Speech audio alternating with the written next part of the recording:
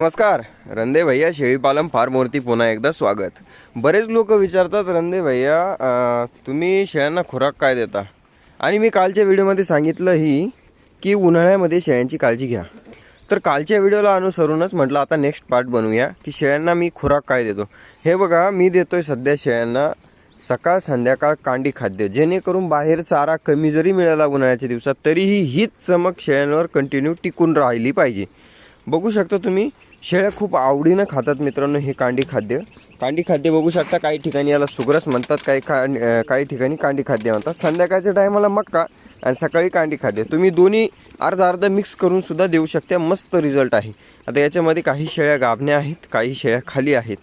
शेळ्या खरेदीसाठी तुम्हाला स्टोरीवर संपर्क दिसून जाईल, बाकीचे व्हिडिओ जाऊन बघा। पण हा माहितीपूर्ण व्हिडिओ असा आहे की शेळ्यांना सध्याच्या काळामध्ये खुराक द्या।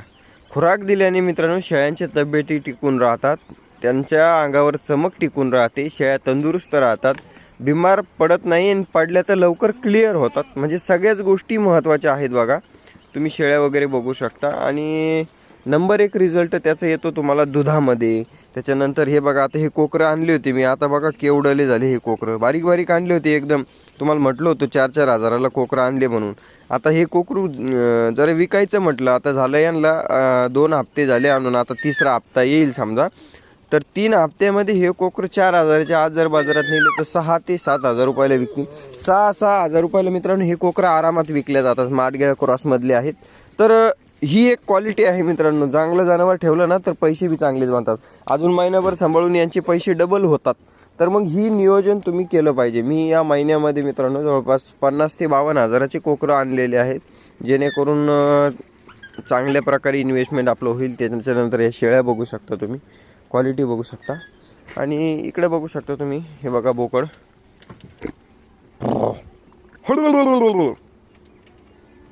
हा ब्रीडर आहे मित्रांनो आपल्या फार्मवरचा, त्याला धरून उभा आहे पप्पा, जेणेकरून शेळ्यांना खुराक खाताना ताण देऊ नये, तकलीफ देऊ नये। बोकड कसा आहे, चमक वगैरे कशी वाटली कमेंट करून नक्की सांग। आणि हा आपल्याकडे उज्जैन जातीचा काठेवाडी मेंढा सुद्धा आहे, तुम्ही बघू शकता। मामा बघा शेपूट, त्याची कातरंग करता करता अर्धी राहिली मित्रांनो, त्याची कातरंग करायची आपल्याला। बाकी हे कोकरं बघू शकता, मस्त आराम करताय सावलीची, आणि शेळ्या मस्त खुराक खात आहे। तर तुम्हीही हा उपाय करा, जेणेकरून तुमच्या शेळ्यासुद्धा मस्त राहील। जर तुमच्या शेळ्या खुराक खात नसेल तर 32 नावाची पावडर येते बघा, ती 32 नावाची पावडर खुराकावर टाकायची। त्या पावडरच्या वासाने शेळ्या खायला लागतात। त्याच्यानंतर ह्या ज्या शेळ्या आहेत बघा, हे 1 2